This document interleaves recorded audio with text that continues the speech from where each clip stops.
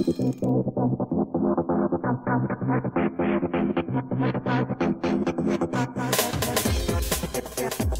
listening to THEME-ADDICTS, presented by UnleashStrengths.com, the only show that embraces your addiction to strengths.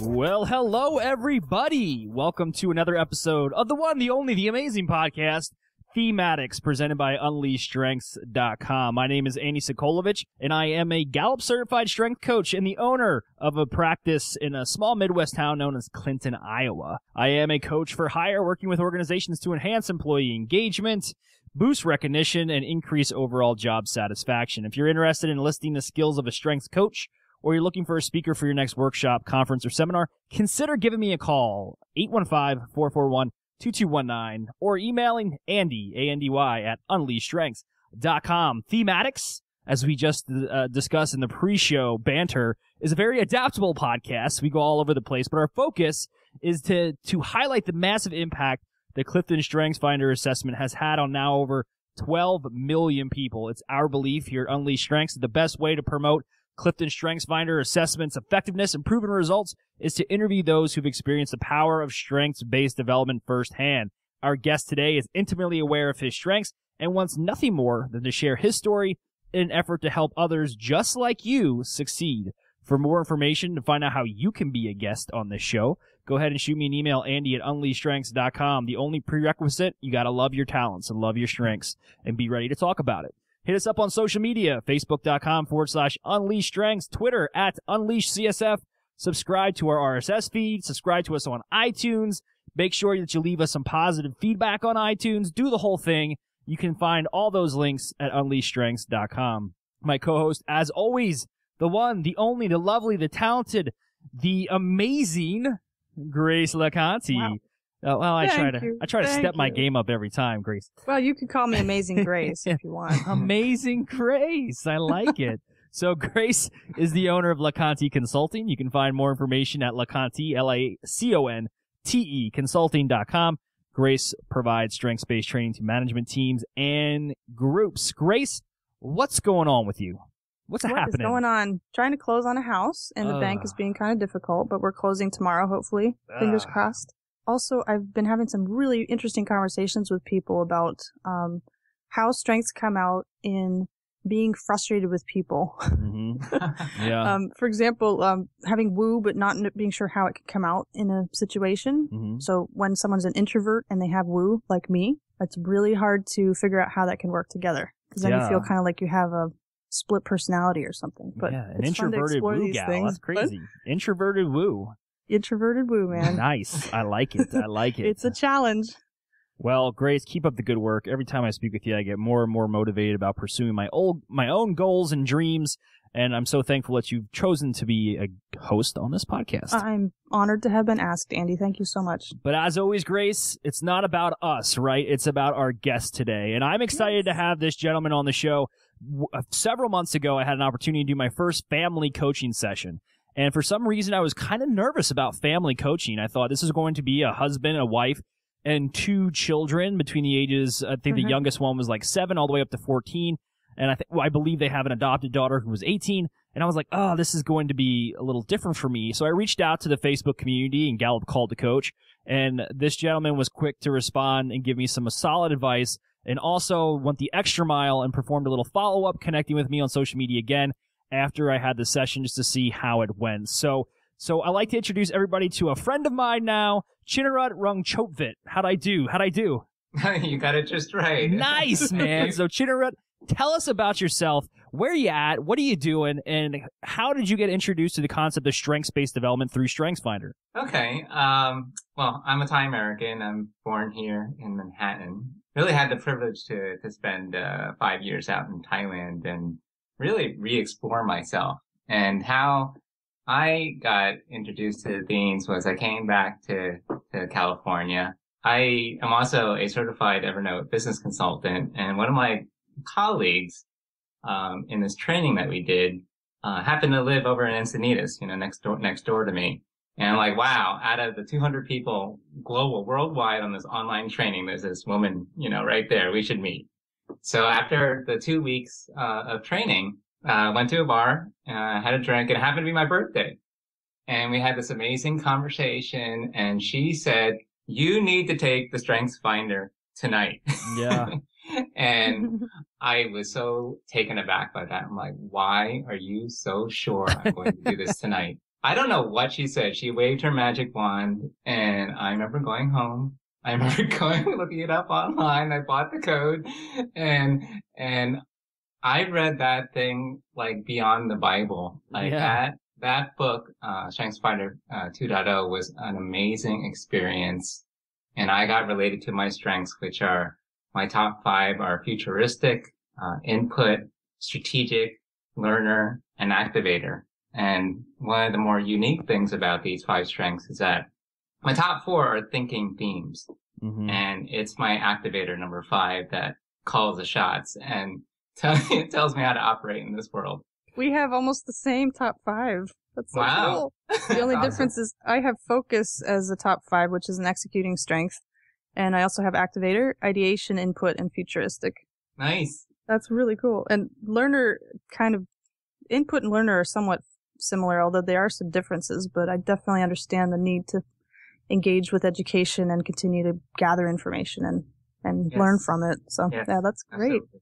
So kudos to your friend for her direct approach. I mean, that's how I think all strengths coaches who are listening to this should just take that approach. You need to take this, and you're going to do it tonight. You must take it. That's an order, but I love that. And I love that you were so motivated, went back, looked it up, Googled it, found the book, found the assessment code, and knocked it all out. So that's amazing. So talk to us about, since that day, what has your strengths journey looked like? How have you been able to apply this new knowledge now known as your top 5?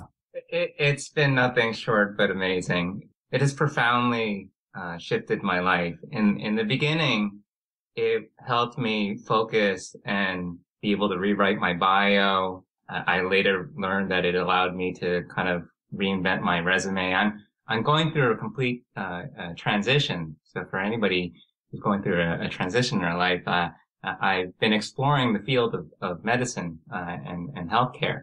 I actually, since I took this last August and I started to explore this new emerging field of participatory medicine, and I got kind of lost. I mean, medicine's a rather large field. You know, if it wasn't for the strengths, I don't think I would have stayed focused. You know, and I have to admit that the whole platform of Gallup as a whole has been useful. One of the things that I noticed right after I did StrengthsFinder was that Tom Rath had written another book called Well-Being, the 5 Essential Elements.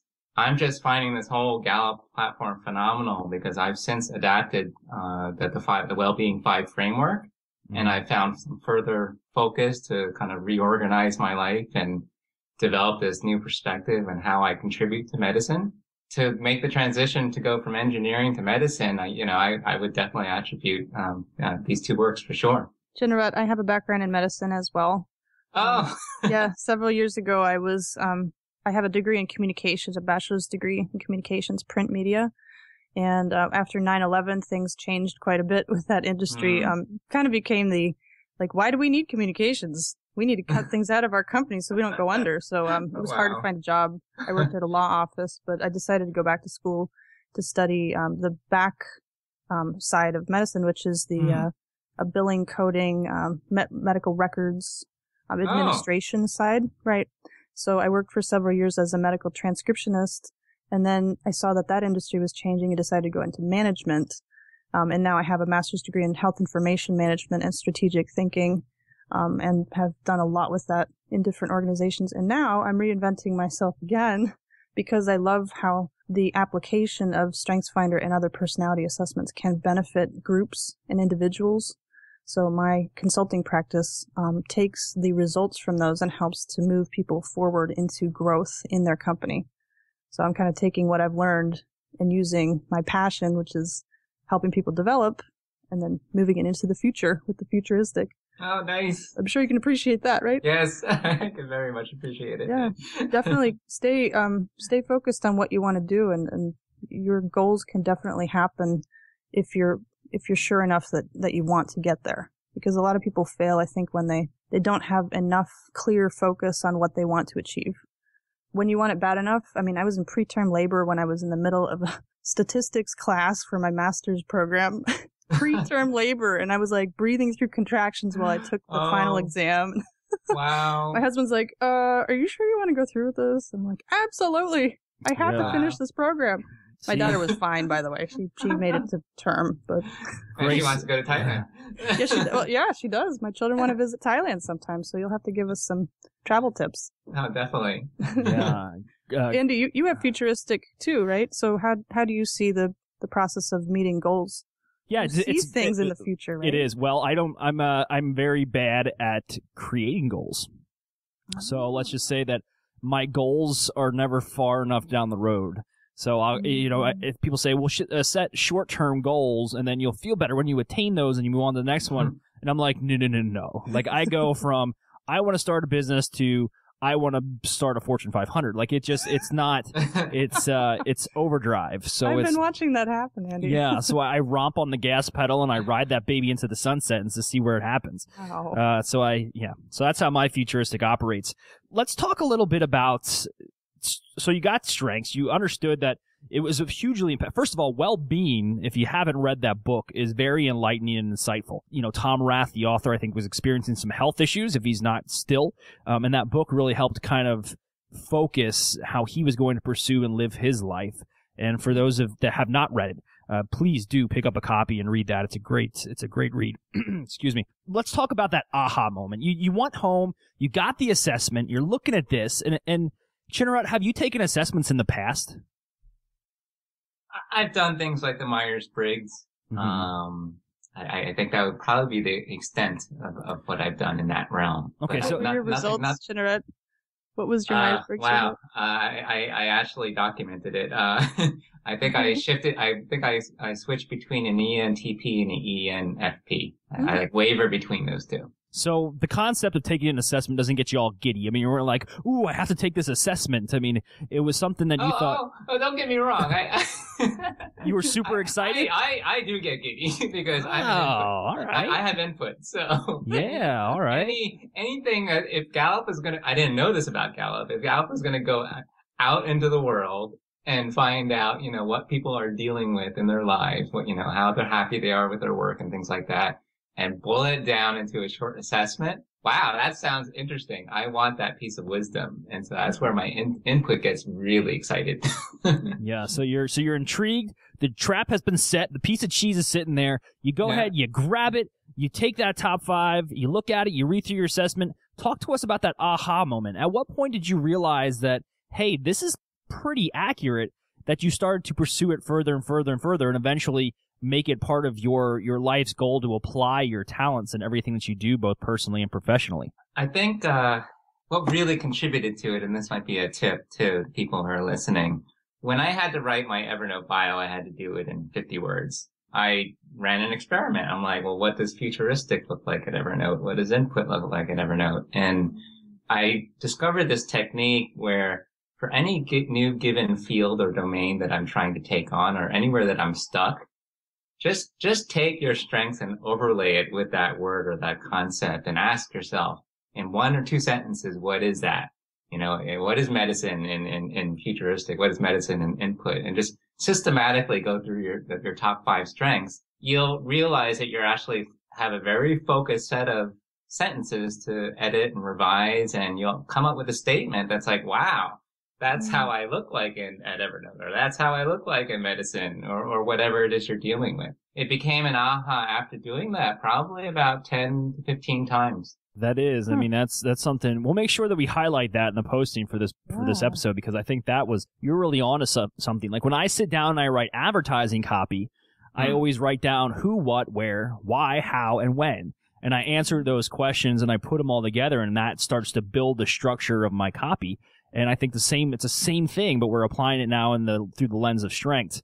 And so I really, really enjoy that. And I know, moving forward, I'm going to steal that idea. Yes, and, me too. Please do. Yeah, Please do. I really like that. We'll call it the Chinarut Method. Yeah, we will. We'll coin it that. I'll I'll give you the ownership of that one. So this is the selfish part of this podcast. Is Grace and I always interview these strengths enthusiasts and coaches and people who just love their top 5 and want to talk about it. But we always leave this interview, I think, learning more from them than they did from us. So I feel like I should be paying you to be on this show. But that would defeat the purpose and I'd be broke. But check in the mail is always welcome. Yeah, check in the mail, made out to cash. So Chinarut, walk us through how do you kind of use this every single day? You wake up in the morning, you go to work, you do your thing. Do you look through the lens of strengths when you're looking at others or when you're thinking about your own actions throughout your daily grind? It's a good question. It's funny because a lot of people say, oh, you might forget your strengths, and you have to have the list in front of you or print it out. And that's not what it is for me. It's always present for me. It's been that powerful for me. So I think about my strengths every day. I think the one place that it is consistently is one of the things that I built in Evernote, and because of my third strength, strategic, is a strategic planner. I invented at the beginning of this year a method to plan my week in the moment. And I've adopted, getting things done and the 7 habits of highly effective people, and I'm a big fan of the business model U. And I created this process, and it's funny, Andy, when you were talking about kind of being in, declaring goals. I read this work called Goal Free Living, and because I love dancing, and I tend to see myself as a dancer in life, my strategic really likes to think, and future likes to really think way long term. But my activator number 5 is always asking, well, what's the next step? What are you doing right now, today, this week? And so I had to figure out a way to take all this massive input, which is my number 2, and coalesce it into what it is I need to do right now, and do it on a week to week basis. Using my strengths in that way, and I have it in my planner, and I definitely do see it every day like that, has been very helpful. Using the method to overlay, my strengths in regards to a concept that I'm dealing with has been immensely helpful. Just reconnecting with connecting with the gal community, and the Facebook has been great to meet new people and keep the conversation going, and the theme Thursdays. Just keeping that conversation alive and allowing the exchange of wisdom to happen between all the coaches and the people who are really excited about it has been really useful. Chinarut, I was wondering, you have a very strong strategic thinking set of strengths. Almost all of them are in that category. Do you have trouble relating to people that have very few of those strengths and are heavier in other areas like relationship building or influencing or executing? The first thing that pops in my mind is that it will test my patience. I will get to know people, and if they're not thinking long-term future, or they're not clear about their next step, that exploration may be short-lived. I love people, so I inherently want to support them in developing the long-term thinking skills, or planning their future, or trying to get clear about their next step. If that interaction doesn't go well, then the partnership, gets a little strained. If they are willing to dance with me, and and in many cases, because I'm so futuristic, they have to have a willingness not to understand why I'm saying what I'm saying, and just trust that I'm guiding them and I'm pointing them in a specific direction. And because of my input, I need their feedback. I need them to tell me, you know what? You pointed me this way and it didn't really make sense. Why did you do that? Or tell me oh my God, that was the best thing since sliced bread. Keep telling me more about that future. That's the tricky part, the communication piece, because either we keep exploring or there's a falling out, and I need to learn to kind of let them be, and inevitably we reconnect later, and we reconnect, perhaps in different points in our lives, and we talk again, and we kind of explore again. That's typically how it goes. Yeah, you said something that really resonates with me. I've always wondered why I am constantly looking for feedback, and not because I want to pat myself on the back, although that's kind of nice too. I have significance in my top 10, and I want my ideas to live on into the future beyond me. Not because I want to be on stage, but what? We need to talk. Yeah, I know. I founded something called Weave Your Legacy. But continue. I didn't mean to interrupt you. Weave Your Legacy. Oh, that's yes. Cool. I'm all about my inputs weaving. like ding, ding. I exist here. Between the three of us, I want our legacies to be woven together and to be put into a social commons and to live beyond our lifetimes. That's just a dream of mine. Absolutely, mine too. In every single role that I've been in every company, my main objective is to have a feedback loop. And the more I studied strategic thinking and management, it became obvious that it's not that hard to set it up. It's really not. We're talking like comment cards, suggestion boxes, like a way for people to contribute their ideas and have that not just sit in a box somewhere, but actually make something happen. My activator comes in there too. But I think every person wants to be heard, whether or not they're shy or outgoing or private or, everything's laid out. They still want to have their ideas and their point of view heard. So I have a very big passion to hear those ideas, and maybe we can't act on every single one, but I do actually have feedback cards and handouts and emails that I send for every single activity that I do, except for you, Andy. Sorry. I need to start that. So Andy, give me some feedback. No, but I do. I ask, what you think about certain things or how we could make it better, because I really think, I didn't realize, Chinarut, that has to do with the input strength, that you need feedback in order to continue to dig. Andy, do you have any feedback mechanism in your I ask. Like, I make eye contact with somebody, even after my presentations, like when the lull's down, the lull's kind of, it's towards the end of the presentation and everybody's getting relaxed and they know it's about to end. I will say, so what did everybody think?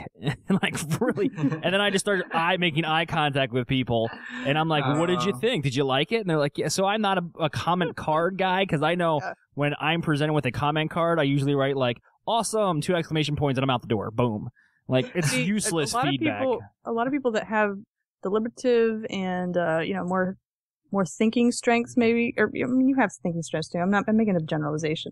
Maybe individualization. I get a lot of comments that are very deep and to the point and specific from people who have different strengths. And I agree. If you have a lot of the communication and woo, and as I do too, a lot of times we gloss over it or we give positive comments.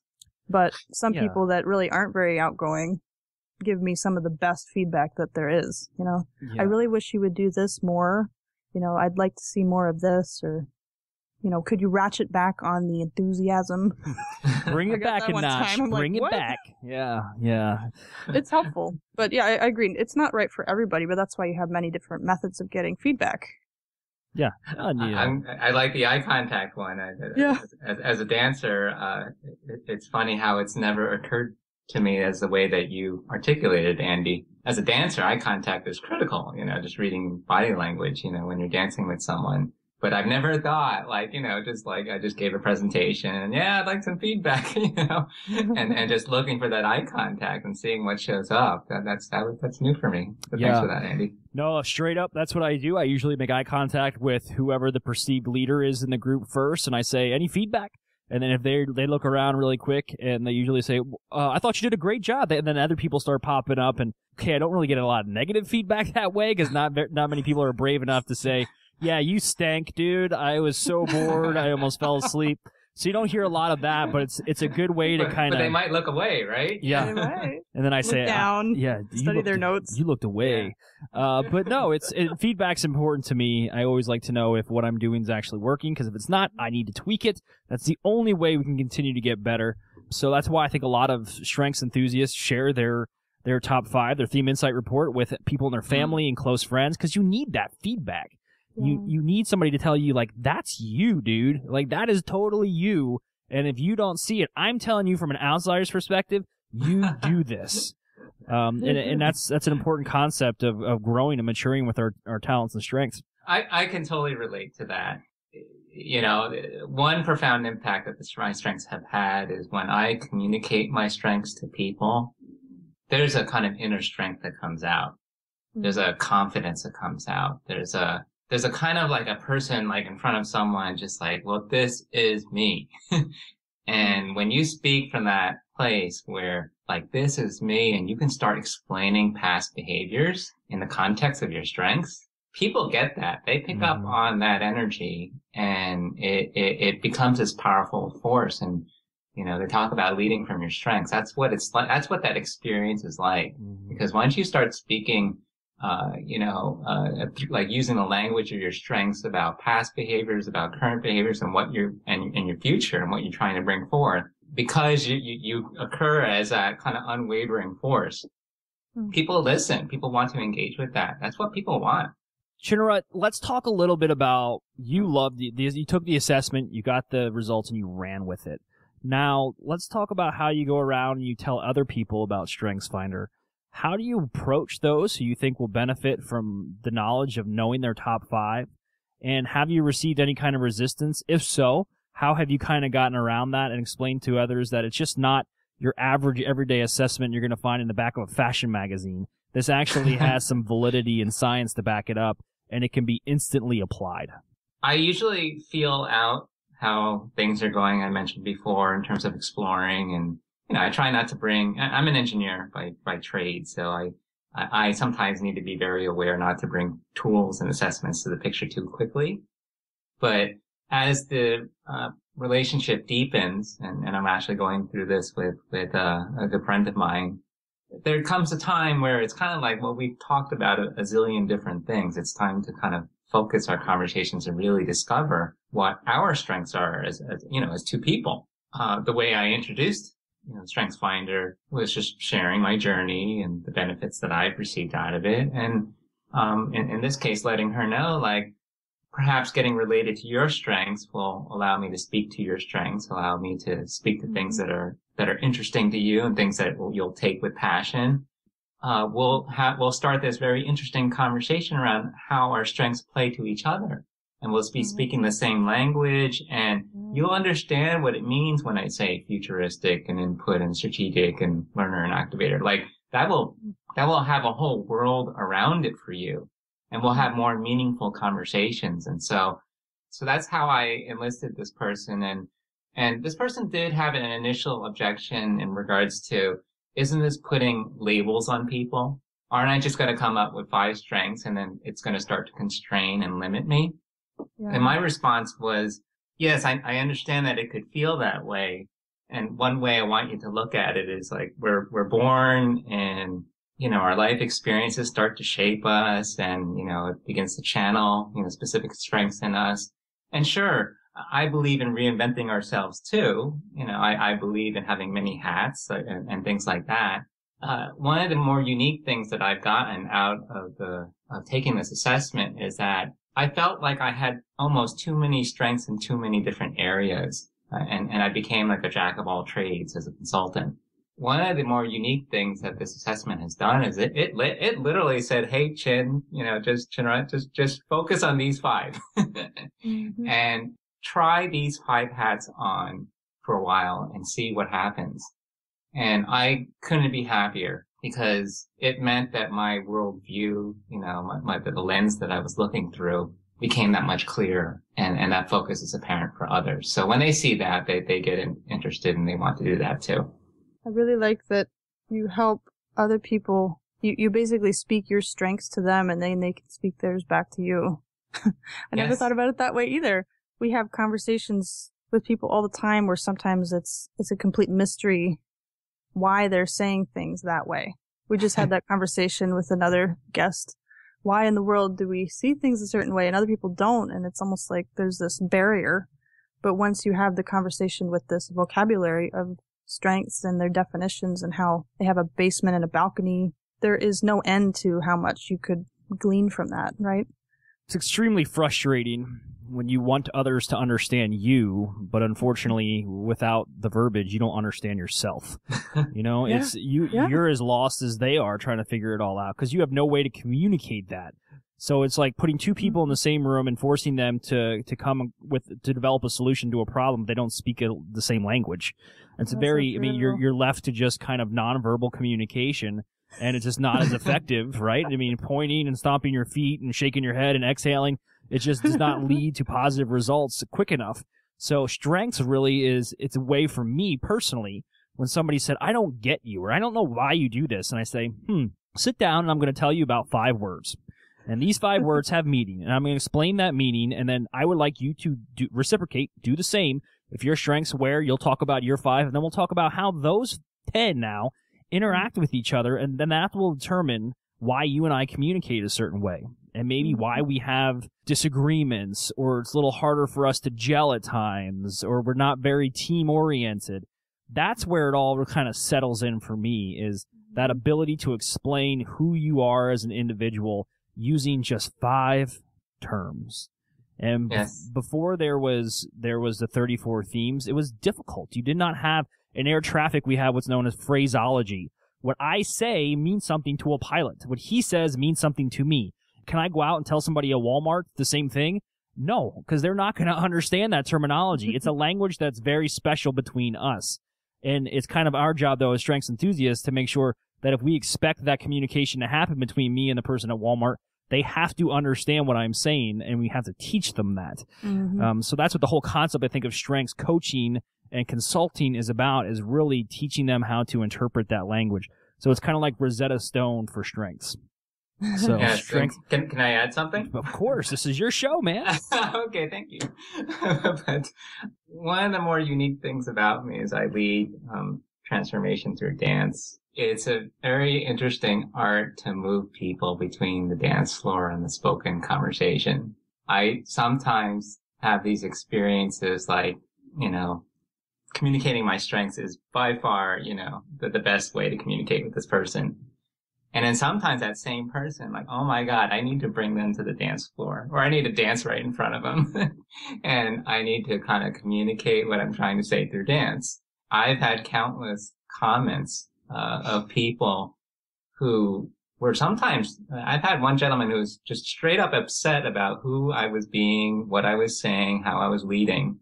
I just asked him to dance.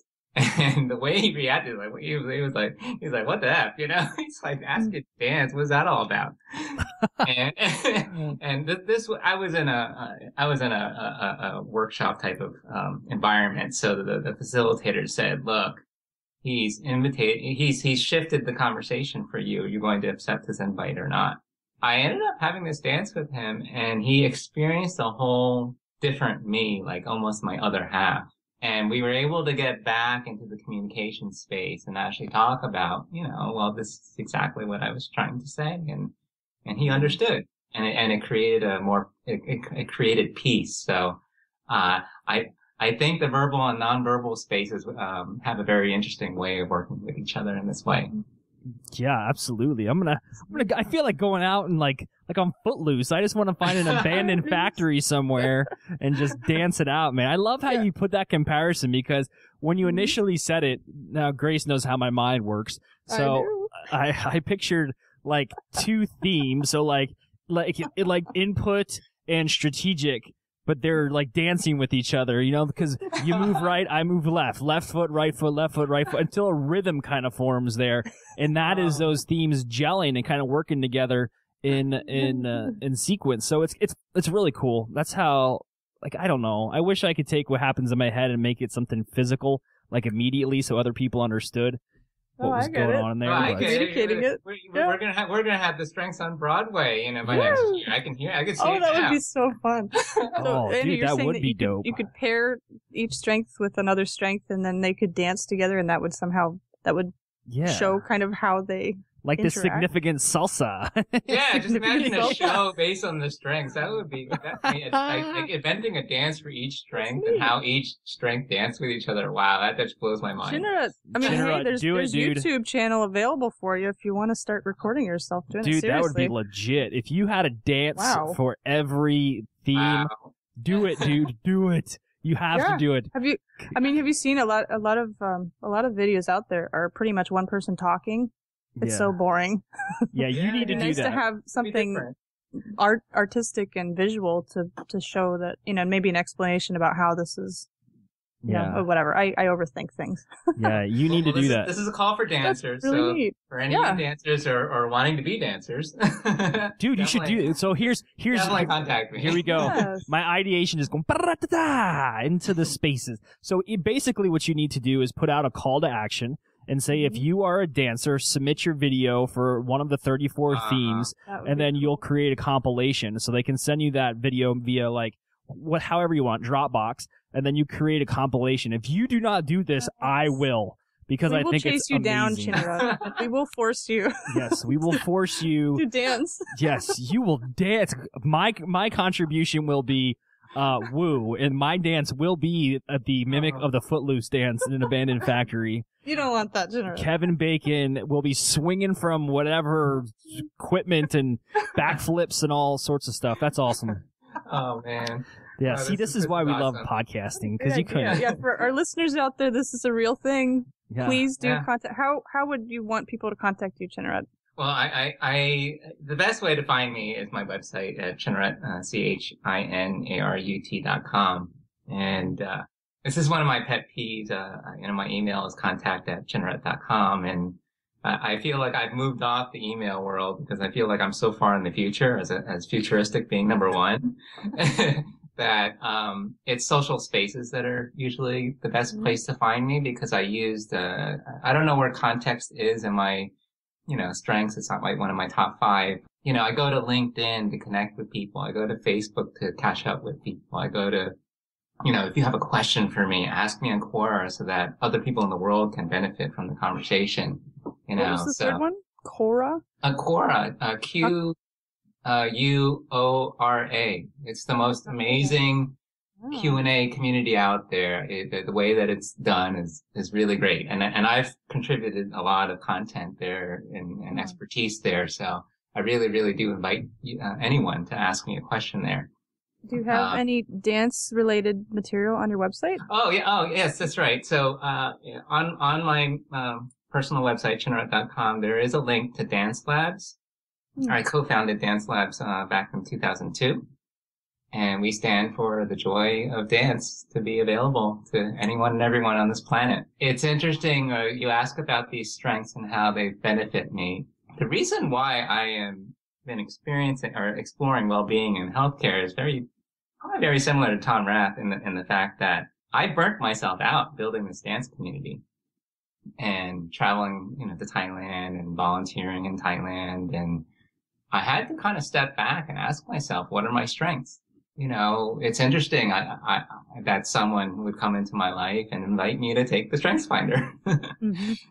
Not only has my strengths guided me on this journey through healthcare and medicine and removed the overwhelm of trying to take in a completely different space, I've been able to use my strengths to really understand, how to approach my community and say, like, look, I'm pretty burnt out. I'm that dancer who's kind of like has to go sit on the bench and like watch you guys dance, for a while. But I still want to know that I love you guys and, here are my strengths. And instead of having an outward dance, I'm having a very inward dance right now, so if I go sit in the middle of the floor and I start meditating, just dance around me,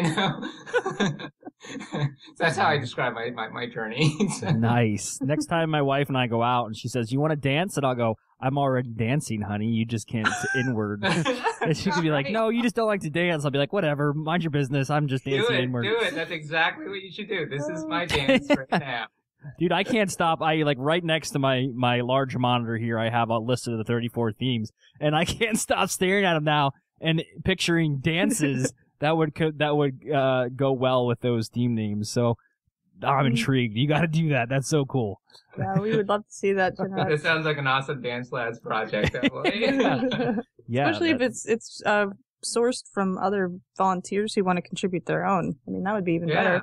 Yeah, because I make videos and I make podcasts and different types of media platforms, but there's nothing I could do with dance. Like I'm the guy that just does like the side to side, like in the corner of the corner of the club, just the side to side. Like, yeah, I got the rhythm, but I'm just going laterally. There's not going to be any forward and back movement here. It's just no hip motion. Yeah, I'm in. Leave my 3 square foot square here. That's my real estate. That's where I want to hang out. Wow. So that's awesome. So let's bring this reel it back in. We need to attend your workshop, Chinarut. Yeah. Oh yeah, we call them play shops. Yeah, we definitely play shops. Yeah, for an hour you get a chance to play, and you get a chance to just play with your, however your body moves, and it's all about you. It's not about connect. Here's the funny thing: we talk about dance as a way to connect with people. and it's considered social. Just look at ballroom. But at the end of the day, you have to discover your own dance and you have to dance your dance. Mm-hmm. And the most beautiful thing that happens at the end of this workshop is that when people find themselves and they discover their inner self and they're dancing their strengths, mm-hmm.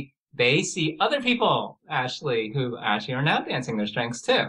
And they fall in love. They really want to connect and they're coming from a grounded space. If you're grounded to your strengths, if you're grounded to your dance, you just have this power and you'll want to freely connect with people because you know that they're connected too. And it becomes a beautiful dance in that way. Last question I want to ask here before we move forward to the closing is, what advice would you share with someone who has just taken the assessment? We always say, pretend you're standing in a room and somebody's behind a computer and they just received your Theme Insights report. They print it out, they look at it, they start to digest some of the information, but then they turn to you and they say, Chinarut, now what? Now how do I start? What's a good starting point? The assessment that you take is going to be very comprehensive. It only takes about 30 minutes, if I remember correctly, to do the assessment. So it's been engineered to take as short of time as possible, to achieve the greatest result, which is identifying your top 5 strengths. And you're sent this big report. So I definitely want to let anybody know who hasn't done the assessment yet. It is a lot of information. It's a lot of input. So unless you have input as one of your top 5 strengths, it could be a little overwhelming. And so one of the things that I usually tell people to do is just go through with a highlighter and literally highlight things that resonate with you. That's definitely one place to start. If that still is too much information after kind of distilling all that, then I would turn to what we had talked about earlier in the podcast, which is just take something you're dealing with. It could be, you're having an argument, with your girlfriend or something like that, and ask yourself, where does this strength, your top strength, context, play in this particular issue or challenge or relationships? Where does futuristic place itself in relationships? And ask yourself, who am I in the face of this situation? And try to glean some insight in regards to who am I standing in my strengths and what do my strengths say I should do? That will probably give you a direction to move in and hopefully it will empower the situation that you're dealing with. What is your favorite top 5 and why? Let's talk about that for a second. Do you have a favorite theme? Favorite strength. I'm laughing because I love them all, but and it's hard to pick just one. But I have to admit that input's a fun one to work with because there's a lot of people who like to dream of futures, and there's plenty of people who strategize, and we all love, in life. It's all about lifelong learning, and so input is where I get to invite the tsunami to my life, and I have to continually remind myself that I love input. And when the tsunami comes and I get completely drowned and I almost practically hate life at those moments, I just have to just get up and then see that the tsunami has, faded and, oh wow, I'm sitting here on this beach and dry out and, and just take the input for what it is because, I'm the guy who invents the surfboard, and after I invent the surfboard, I'm like, well, this is still not enough for the next tsunami. And I'll have to invent the boat, and even the boat's not enough, the next time. And it's just that's where my futuristic comes in. It's what's bigger than a boat? What's bigger than the Titanic? What can we do next? and movable landmass, right? Yeah, that's right. So maybe you hit something. Maybe you're onto something there. Yeah. Get us futuristic and put people in ideation together and we'll come up with something crazy. Yeah, forget the surfboard, the boat. Just get onto land and get to higher ground. Movable land. So that's how I became an Evernote consultant. So Evernote does give me an opportunity to triage a massive amount of input and invent new systems for dealing with all that input to write proposals and just coordinate all aspects of my life and everything that I aspire to. So if you're up to big things, up to big futures, you definitely want to be inventing tools around input, to handle all that. Yeah, well, I mean, we talked about this last night with Alex, not to date the shows or anything, depending on how these are released, but interview with Alex Wong, and we were talking about my love of books. And, I have so many books, but I did openly admit that I do not read all of those books. I may read a couple of chapters out of each one until I find a gem that I can go ahead and polish and use in my coaching arsenal. And then maybe that book never gets opened again. I don't know. It depends. It depends on how I feel that day. But that being said, Grace, a Salvation Army, a nice big one, just opened up here in Clinton today. Oh, and boy. They had a ton of books. So needless to say, before I got here for this podcast, I cruised by that spot first and filled 2 shopping bags full of. Are you kidding me? Wow. 2 shopping bags? Yeah, well, That's a lot of input. that's a lot of. Do you have a information. recycling process when you're done with them, Andy? Can you let go? No, that's why when Chinarut was talking about the tsunami and drowning, I was looking behind me at my massive bookshelves and all the books and going, I'm slowly drowning in books. It's only going to be a matter of time before I'm like on that TV show Hoarders, and it's just like me, with books. Andy, we'll have a grace intervention, which means that I help you to minimize the chaos in your management of your life.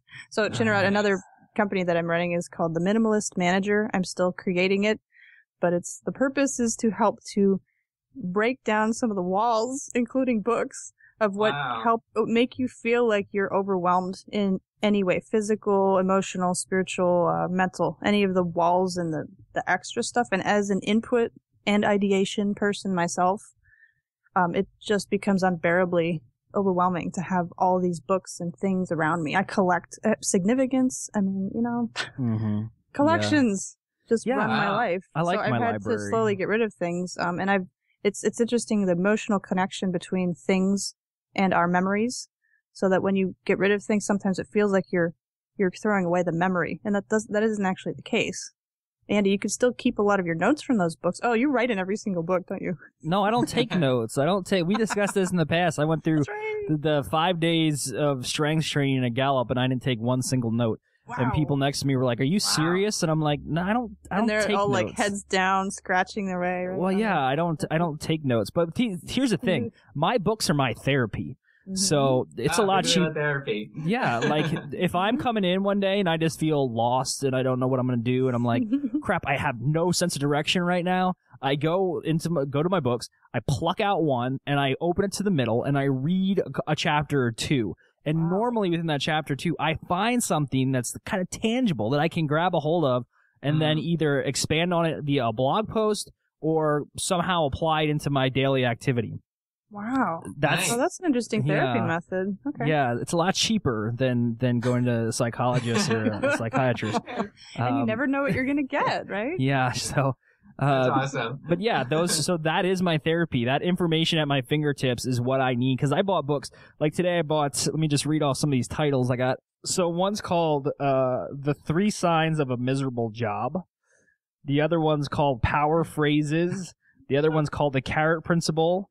About management, and then I bought one on our country's founding fathers and the Constitution. So it's just a little hodgepodge of information there. So who knows when I'll ever need it. It's like buying the Encyclopedia Britannica, all volumes. I mean, you're never going to ever need A through Z of encyclopedias. They get really old really fast, and like you look up something modern and it's not listed. Yeah, we have like a 1988 version of Encyclopedia Britannica that nobody uses. Wow. Yeah, Michael Jackson's on the cover of J. Totally. Nice. All right. Well, we're going over an hour here shortly, so let's tighten this up and bring her on home. So, Chinarut, looking back just real quick in a couple sentences, how do you think your life would be different if you never really became aware of those top 5 themes? I'd be a wandering soul. Not that I'm not still, but I feel like I just gotta be pinging around, kind of looking for every single shiny object, for inspiration. And I think that having a relationship to my strengths, allows me to kind of find that strength within, and it allows me to be a hell of a lot more focused. Mm-hmm. And so I'm still wandering. I still love exploring, but I'm on a very specific path, and it feels good. I like that you said exploring. It's like, yes, I'm still exploring, but this time I have a GPS. Yes, that's right. This time I have a map. This time I have a compass. I have some sense of direction, as opposed to last time I was just straight up lost. So very good. And it got me burnt out. I mean, literally. So this is the strengths for anybody, perhaps, dealing with feeling a little exhausted. This is a great centering tool. It's just a really great way to just ground yourself. Thank you so much, Chinarut, for being on the show. I appreciate all your support via social media and Facebook, and we'll make sure to include all of the links for people to contact you, especially if they want to give you a strengths-based dance video to get this thing moving forward, because I think that would be super cool to see. So see some dancing, people. Come on. Dance it out. Except for Jim Collison. Jim, if you're listening to this, nobody wants to see you in your 80s dance attire. Oh, come on. I want to see that. Yeah. If he's willing to record it. Wow. He's going to be... Jim, I want to see this. I do too. Yeah, go ahead. Bust out your bedazzled sweater that we all know you have. You're just busting his chops. Come on. This sounds like a good HR stunt at Gallup. Yeah. Oh, Jimbo's going to be out there shaking his groove thing. All right. Dance your strengths, man. Dance your strengths. Yeah, that's right. All right. Grace, do you have anything else before we close this out? Before the show, we talked a bit about international experiences and cultures and finding your place in a culture. And Chinarut, we were talking about how both of us have had experiences living in cultures other than the one that we were born and raised in. I just think that sometimes that layer can be very frustrating later in life to figure out who you are. I don't know about you, but the exploration of my strengths has helped me define more how I see things, and that the confusion of having been raised in a certain way or having an experience that's different from the average person actually is a great bridging conversation with a lot of different kinds of people. So, for example, I really love to hear from people from other countries, and it doesn't make me nervous because I've been around that my whole life. For a lot of my friends who are from one state and just lived there their entire life, they have a harder time bridging the gap, but I love to help people bridge that gap too. So do you find that to be true too? Yeah, that's awesome. I never had really thought about the strengths as a cultural bridging tool, and now that I feel I very much would love to help bring the strengths, the finder to Thailand, and all of Gallup's work. I can see, as someone who was born in America and kind of hit the reset button while I was in Thailand and just decided to just start over and develop values coming from my own, kind of, I don't know. Yeah, it's a home country in many ways. My parents were originally from there and immigrated here. Yeah, it's going to be an interesting next trip to Thailand because my experience at Thailand before was because it's a developing country, they need help anything and anywhere. So if you're a jack of all trades, you'll be running in every which direction. And that did get me burnt out. And so, to actually think about returning to Thailand, grounded in my strengths and having a kind of common unifying framework, it's going to be very different because I'm going to be out there communicating, many of my similar passions, including dance.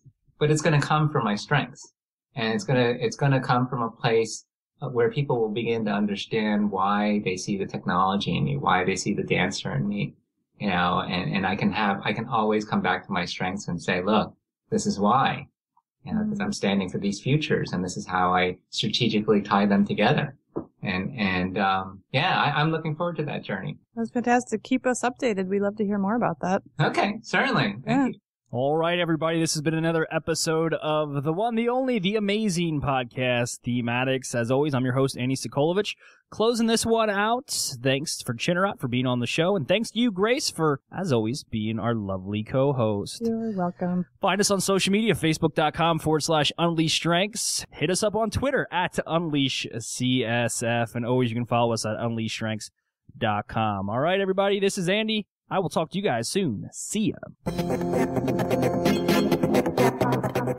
Thank you for listening to another episode of THEME-ADDICTS presented by UnleashStrengths.com. Remember to embrace your strengths and always stay addicted.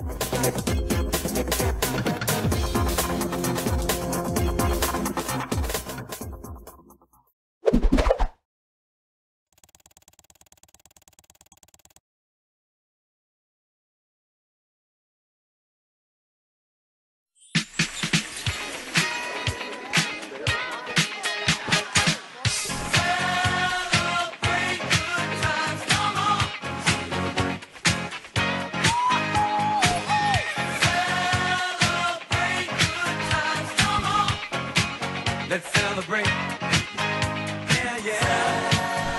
Celebration. We gonna celebrate and have a good time.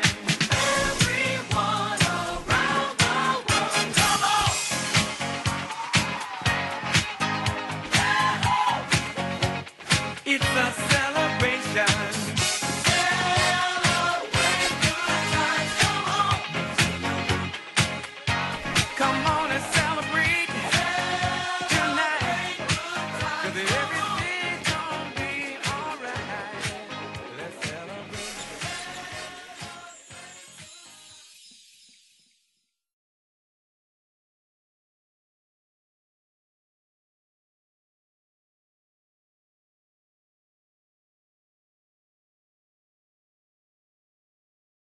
Just because this episode is over doesn't mean you have to stop watching. Click here for more episodes of the amazing podcast, THEME-ADDICTS. And as always, stay addicted.